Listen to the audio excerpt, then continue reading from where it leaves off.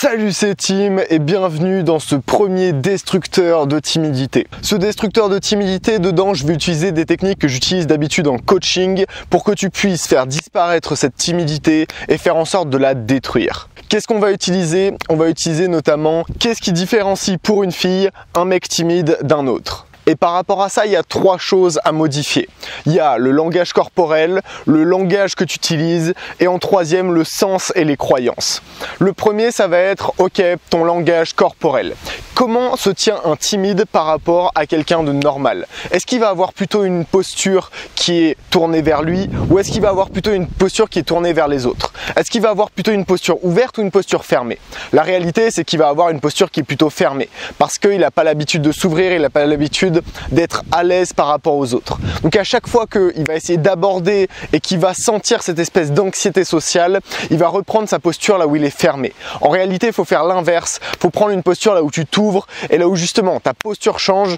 Un, grâce à ta mentalité et deux, parce que justement ton objectif c'est de t'ouvrir. Ensuite, par rapport à ton langage, est-ce qu'un timide va agir en parlant de manière fluide et en parlant de manière un peu forte, etc.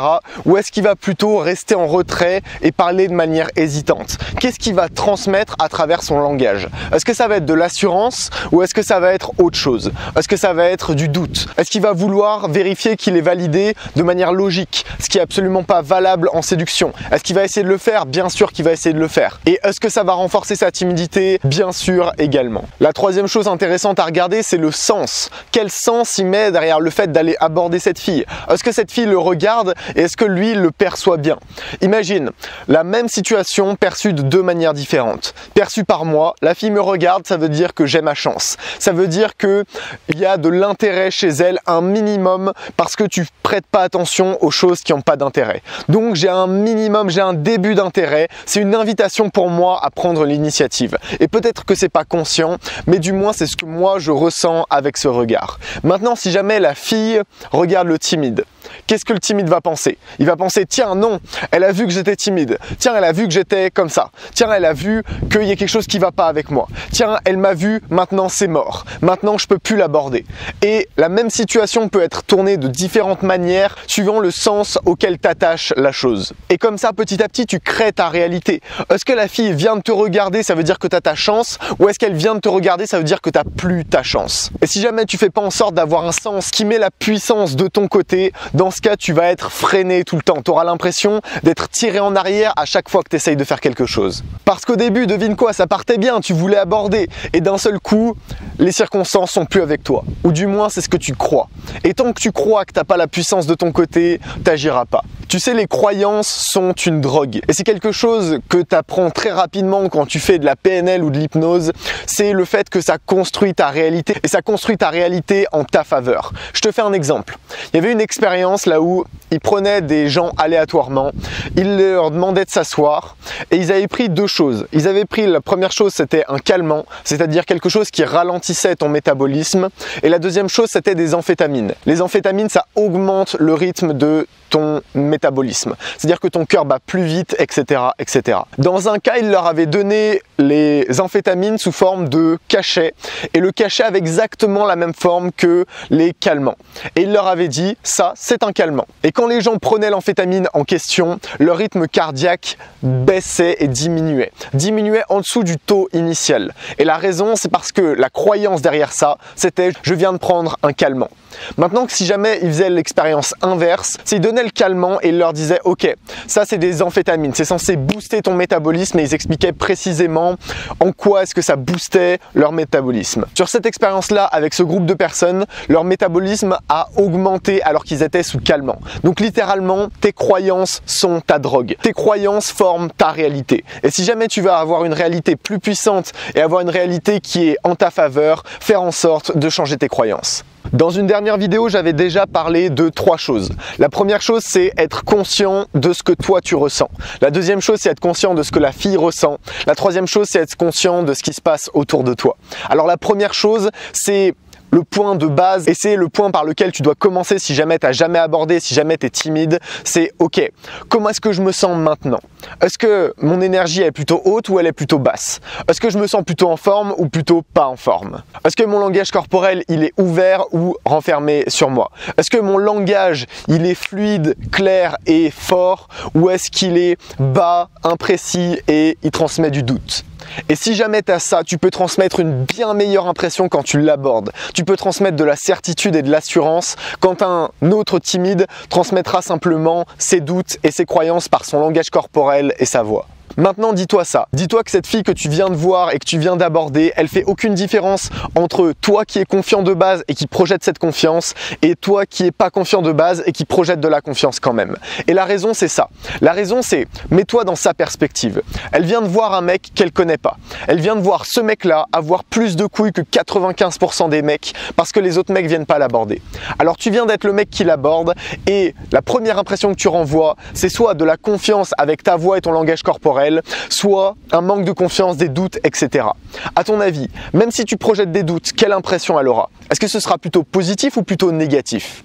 Crois-moi, cette impression elle sera positive parce qu'elle se dira waouh, ce mec, même si je vois qu'il est en train de flipper à l'intérieur de sa tête, crois-moi qu'il a eu assez de couilles pour venir m'aborder. Alors pas de raison si jamais tu l'abordes de pas projeter un maximum de confort. Et quand les gens ils me demandent Tim, qu'est-ce que c'est ta phrase d'approche? Ou quelle est la meilleure phrase d'approche? La raison pour laquelle ils me demandent ça, c'est parce qu'ils pensent que les filles sont assez stupides pour qu'avec une phrase d'approche, je puisse les aborder toutes sans exception. Et devine quoi? La phrase qui se rapproche le plus de cet objectif-là, c'est « Yo, je m'appelle Tim, enchanté ».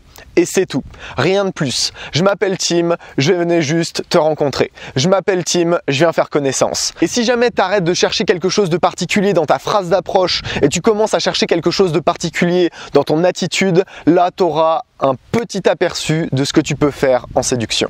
Et tu sais, littéralement, tu crées ta réalité tous les jours. Tu crées une nouvelle réalité à chaque fois que tu sors. Tu crées une nouvelle réalité à chaque fois que tu as des nouvelles expériences et à chaque fois que tu mets un sens derrière ces expériences. Alors, comment changer sa réalité pour être plus confiant? La première chose, ça va être, ok, tu vas prendre ta réalité, tu vas garder que les bonnes choses. Ça, je t'en ai déjà parlé dans d'autres vidéos. Prendre uniquement le bon de chaque expérience et le mauvais, tu le rejettes. C'est comme si dans un banquet, tu avais les plats que t'aimes, les plats que t'aimes pas. Tu vas prendre imaginons que c'est un plat que t'aimes avec des choses que t'aimes pas dedans. Par exemple, il y a des tomates, t'aimes pas les tomates. Dis-toi que tu vas juste enlever les tomates et tu vas garder le reste. Simplement parce que si jamais petit à petit tu construis ta réalité sur des mauvaises expériences, sur des rejets, tu te dis tiens, à chaque fois que je me fais rejeter, ça se passe comme ça. À chaque fois que j'aborde, je me fais rejeter. Crois-moi que tu auras une réalité là où tu n'auras plus envie d'aborder. Parce que pour toi, ta réalité, ce sera aborder égale rejet, égale douleur. Donc tu n'auras plus envie d'aborder. Alors la solution, c'est de voir justement les choses de manière un peu différente. De voir, ok, je vais aborder et justement, est-ce que tu te souviens du dernier rejet que tu as eu? Si jamais tu te souviens du dernier rejet que tu as eu, c'est sûrement parce que tu n'abordes pas assez. C'est sûrement parce que tu n'appliques pas assez. Je ne me souviens absolument pas du dernier rejet que j'ai eu. Parce que j'aborde tellement de filles et je fais en sorte de faire tellement d'interactions différentes que mon cerveau, c'est devenu automatique pour lui de trier les bonnes expériences et les mauvaises expériences. Et les mauvaises expériences, littéralement, je les jette. Je garde le côté, oui, je vais apprendre à propos de ces expériences. Ok, quelles erreurs j'ai faites, comment est-ce que j'aurais pu mieux faire, mais je jette tout le reste. Et c'est pour ça que dans mes rejets, je me souviens extrêmement peu de mes rejets. La raison, elle est très simple, c'est parce que je veux construire une réalité qui est en ma faveur. T'as des mecs que je coach qui, après un rejet, se disent « qu'est-ce qui va pas avec moi ?» Sa réalité, honnêtement, ton cerveau, il est fait pour répondre aux questions. Alors si jamais tu lui dis une question aussi vague et aussi négative que « qu'est-ce qui va pas avec moi ?» Crois-moi que ta réalité, elle sera construite dans les pires conditions. Maintenant, dis-toi ça. Quand moi, j'aborde et que je me fais rejeter, à ton avis, quelles questions je me pose après le rejet? Je me pose plutôt des questions comme tiens, qu'est-ce que je peux apprendre de ce rejet? Comment est-ce que j'aurais pu améliorer? Comment est-ce que j'aurais pu faire en sorte de passer le plus vite possible à la suite? Comment je peux faire en sorte que ça puisse aider des gens après ça? Et crois-moi qu'avec ces questions-là, j'ai la puissance et j'ai le pouvoir. Si jamais tu te poses des questions comme qu'est-ce qui va pas avec moi?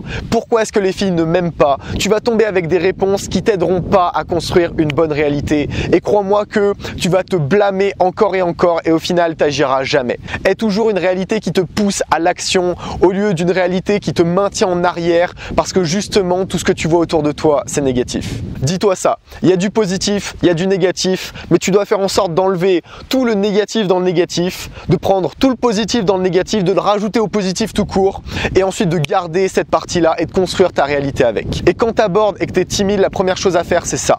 Prends une position qui est ouverte, prends une position de puissance, prends une position là où tu mets légèrement tes épaules en arrière, tu inspires un grand coup, tu prends un grand sourire sur ton visage et tu vas l'aborder. Et mets le sens que ok, tu es là pour chercher du fun, rien d'autre. Bien sûr, c'est des choses que je t'apprends bien plus en détail dans ma dernière formation. Il reste 2 codes promo si jamais tu veux en profiter, je te laisse.